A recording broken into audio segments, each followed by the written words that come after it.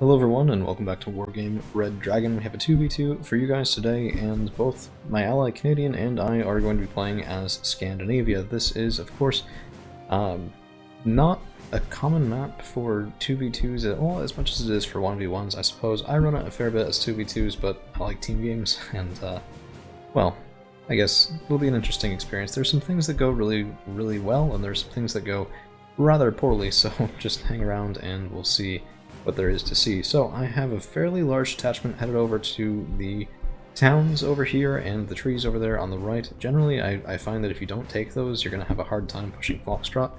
And we also have a decent train of stuff going toward Golf, so it was really important to me to get some recon infantry, to get some ATGMs here.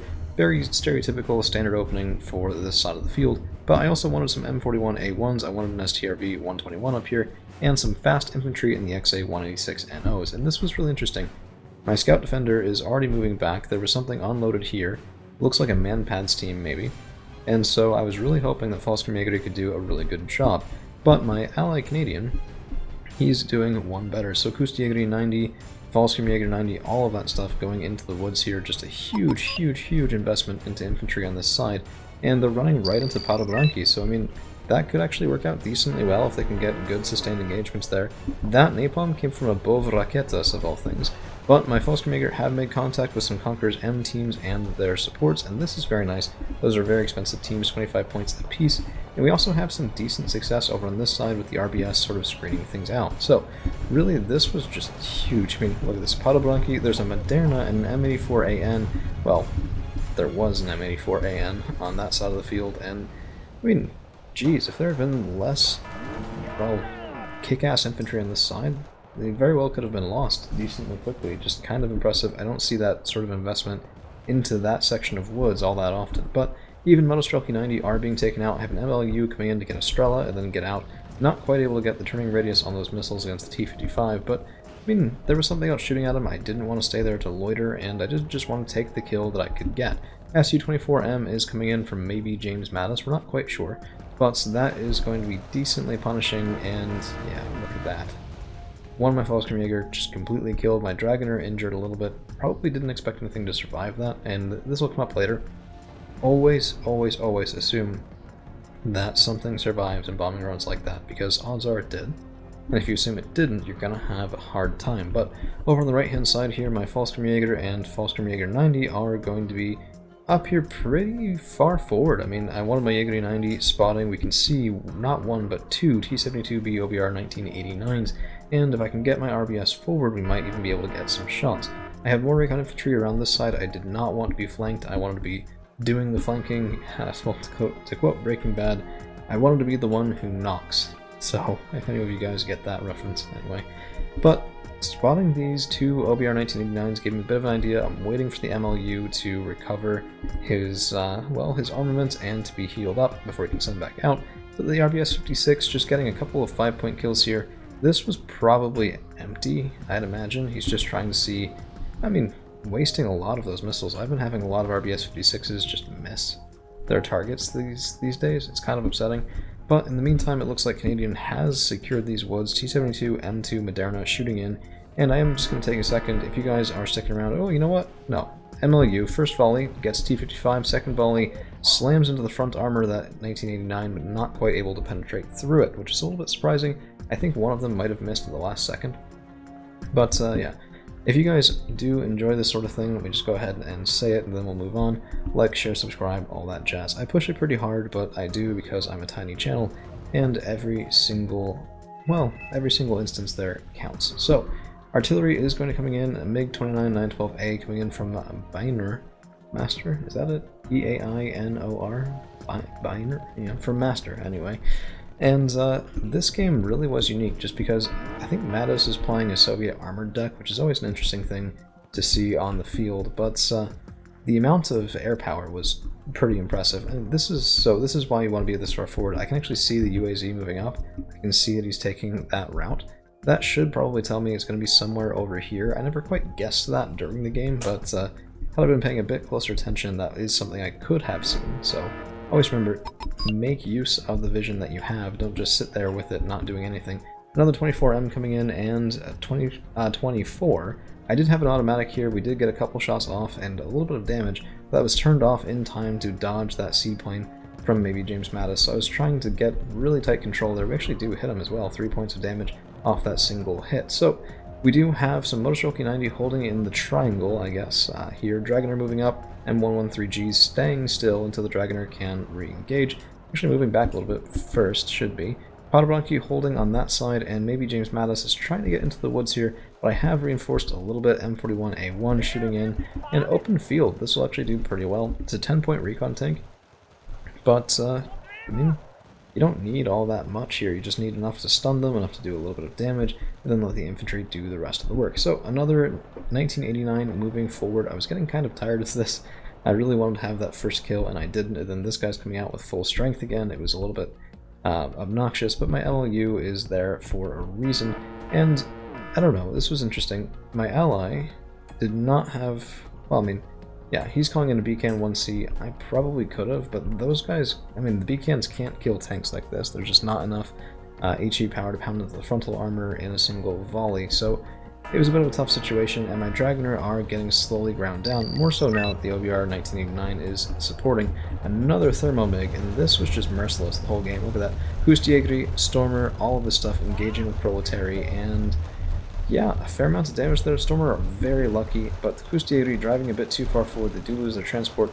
Never do that if you can avoid it, because stunned and panicked infantry, especially 35-point Hustjägeri 90, are very valuable, but if they get killed, if their transport gets killed, 1, they'll be injured for free, which you don't want, and 2, they'll be panicked, they won't be that effective. But speaking of, these Proletary get absolutely pounded by supporting fire from the automatic, and the Volkskrieger 90 are there to mop things up. You can't use Proletary like this either. I'm being a little bit judgmental here, but there was some good revenge in the Su-24s. That does pay for it just a bit. But Proletary are not militia. They are 15 points, they're very effective, but you cannot just throw them like that. It will be attacks. Puff coming in, and the Mi-24 VP does go down in a single volley, and I should have probably rerouted to the Mi-2, but I just wanted to get out. I didn't want this guy to die, and I knew that there was something I couldn't see on radar that had fired earlier from Foxtrot. Remember, our MLU took fire, and either the gun was off, in which case it could have been well microed and would be very painful, or it was IR. My Dragoner should not have been here. This was a micro lapse for me. I was trying to manage other stuff on this side. I was trying to get reinforcements up over here. I was managing the Puff, and yeah, they take a bit of fire. We're getting out, but it's a little slow. Another 24M, and this is something that I was not happy about during the match. My anti-plane AA was not really up to par. So, you know, I lose more Dragoner and more and more and more Dragoner. My Volkskrieger are somehow still alive here. And I'm trying to get a little bit cheeky with these M113Gs, but they do get taken out by some Proletary. I mean, at least stunned and stalled by the Proletary.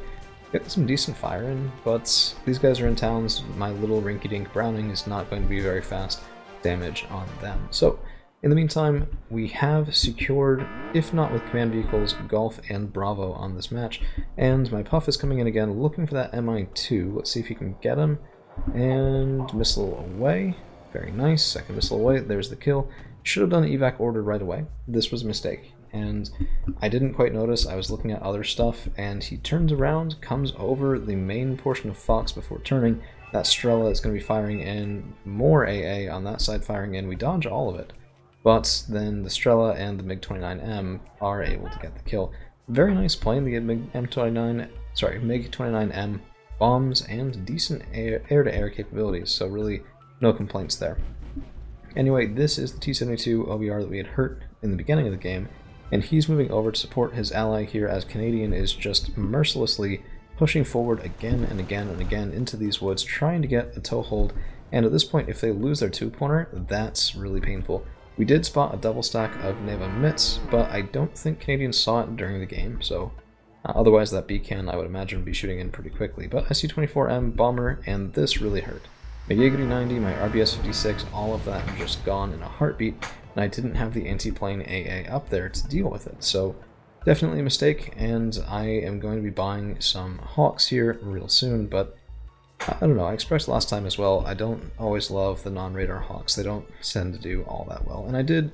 This was really annoying. I showed it in in a clip, I think, a little bit ago. I actually lost the STRV-121 to that OBR of 1989.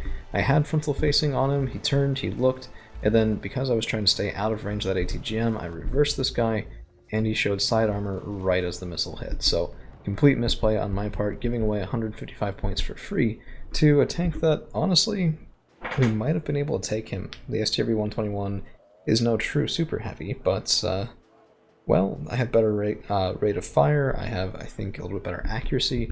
Probably should have just stuck around and tried to get the kill. MLU's coming out, and I wanted the T-72, I wanted some revenge, but I get a little bit greedy here, and that's going to be chased by the 29M. I mean, for 145 points, I really have no complaints about this plane. It's very nice.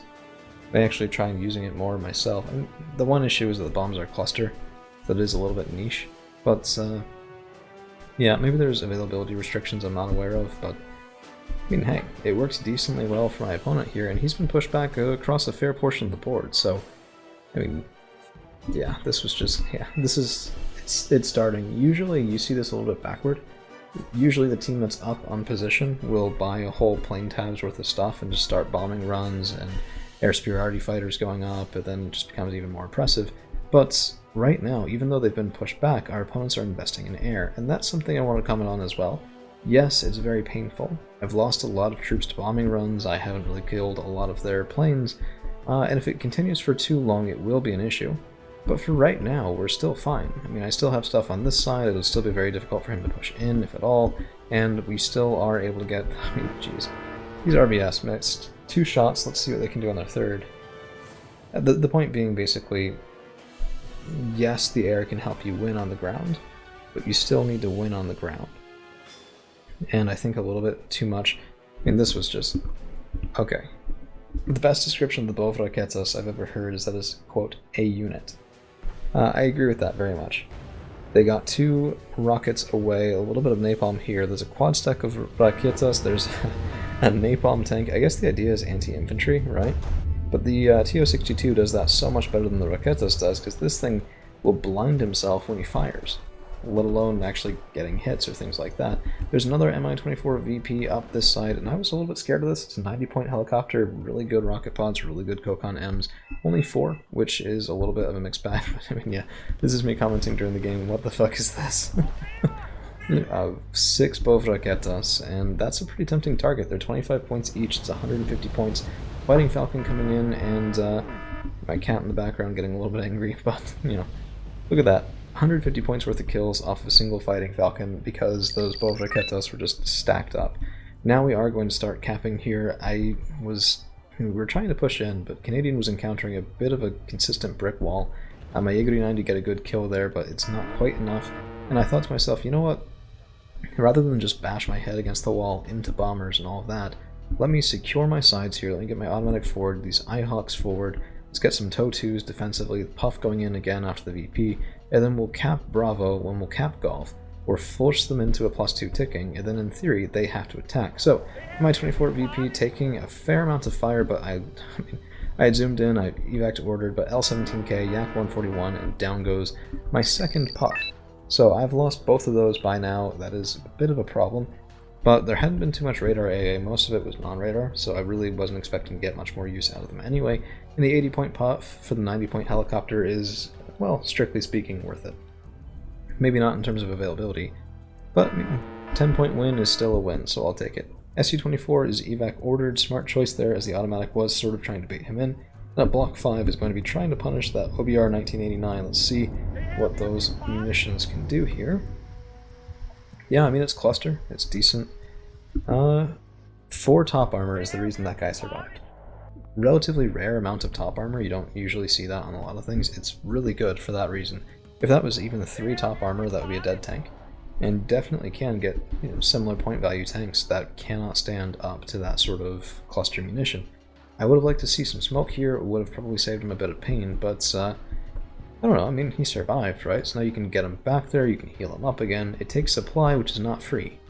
But, I mean, it's better than nothing. It's better than the dead 140-point tank. So we are getting into a bit of a holding pattern here for just a minute. My XA-180 is just seeing what they can kill. Motostrelky 90 up on that side, and smoke coming in made me think, okay, maybe there's going to be a push here for right now. So I do have RBS 56s back there. I have Stormer, Volsturmjägeri, M41A1s. I was feeling relatively confident. Plus, I mean, the TOW2 back on this side.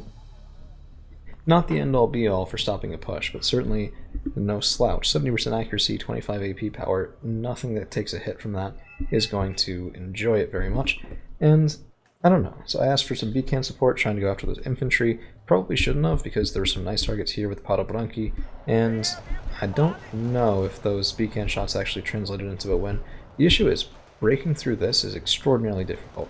Padobranki in towns are really rough. Fighting Falcon going in, trying to get rid of that, but gets taken down. None of the Fighting Falcon also taken down, and yeah, that's very expensive, and the Proletary they're killing, I mean, yeah, they're good infantry, but they're not that expensive, and Canadians block 5, I mean, yeah, this was rough. Whole air tab got lost in a single sequence of bombing runs there, so very unfortunate.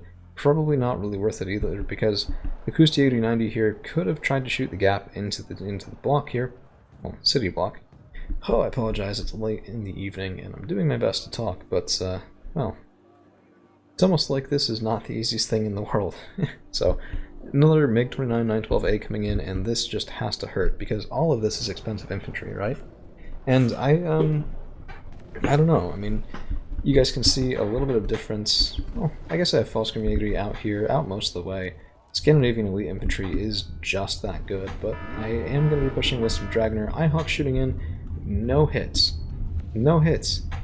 4 shots, 0 hits. ECM does not lead to that. So you should, assuming 50% ECM, 50% accuracy, these guys should land 1 in 4 shots. That's the thing about them, though. I mean, you just can't rely on that necessarily. So, M41A1's moving forward, and we do a cheeky kill here on some Motostrelki 90, very much worth it for these 10-point tanks, and this is going to prompt a generic push here. Not the most high-skill thing I've ever done. There's no smoke, there's really not much support, but I mean, I knew this guy was over on that side. He'd been healed up a little bit by now, but this is the thing. Bomber coming in is going to be just punishing me for being out in the open field. I was hoping the Ihawks could get a kill, but that's 1 shot away, 2nd shot away, and no hits at all. And fortunately, the bombing run, well, the first one wasn't that bad. The second one is going to be just cascading death here. 20 points of kills is not that great for a bombing run like that, but I don't have much else. My Volsturmjägeri are now caught a little bit in the open, and the CV9030Ns will not be able to survive long against Mi-24 VPs. So, block 15, this is my own. Coming in, we do get a kill, but, I mean, I also lose the block 15. And this was starting to get really oppressive. So, my strip BV is in here now. We have countercap Fox. That means a +3, we're 183 points up, and it's just going to become a little bit of a game of, okay, you know what? We're going to wait, we're going to just let that +3 do its thing. My automatic's going to try to answer these Mi-24 VPs as best as I can. Decent range in this thing. You do miss the fact that it's under 3,000 sometimes. I just want that longer range on it, but make do with what you can. My Dragoner are, well, getting kind of wrecked. My RBS 56, I just didn't like where they were with this, and the automatic is able to stun and then potentially kill. We are taking some counterfire. I think this thing was spotted, and the counterfire from mortars was very, very prompt. Apologies for the jump cut there. We had a little bit of noise, and I did my best to cut it out in post-processing, but it was just, I don't know, it was kind of annoying, so I unfortunately had to skip a little bit. This is what I wanted to see, though. 1, 2, 3, 4, 5 planes. Look at that. 2 24Ms, all of those bombs, 29Ms with their bombs. Just look at all of that death and destruction. I'm losing a fair amount of stuff. Block 5, well, 15 trying to answer, and we get 0 kills with it, and the block 15 is trying to get out. And my entire line was just wrecked in one go. The only saving grace was the cluster cannot hurt infantry, so my Stormer are fine, my Dragoner are fine. All of that is okay for right now. And I don't know, I mean, my Ihawks didn't get any kills, my Scania's out, and this just, I'm taking these out of the deck. I know, we'll cycle them back in later. It is nice to have non-radar AA, but I couldn't. After this, nope, I can't.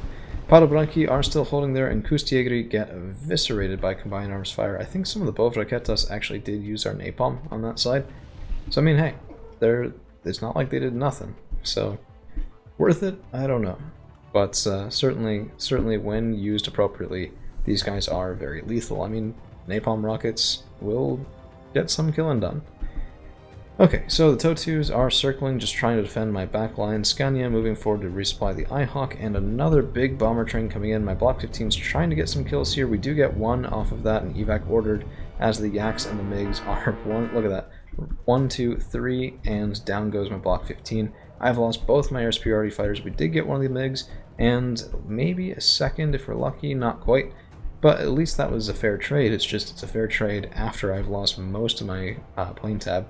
I only had a couple of bombers left, but no real use for them right now. And that is going to be basically GG here. There's a couple minutes left, but there's not much that actually gets done. So we're just going to cut it there. And my apologies for the sudden abrupt end. It just a little bit of sitting is not the most fun thing to watch. So well played to both maybe James Mattis and Bannermaster himself, as well as my ally Canadian. Always a pleasure. And, well, that's all we've got for you guys today. Thank you all for hanging around. We'll see you again real soon.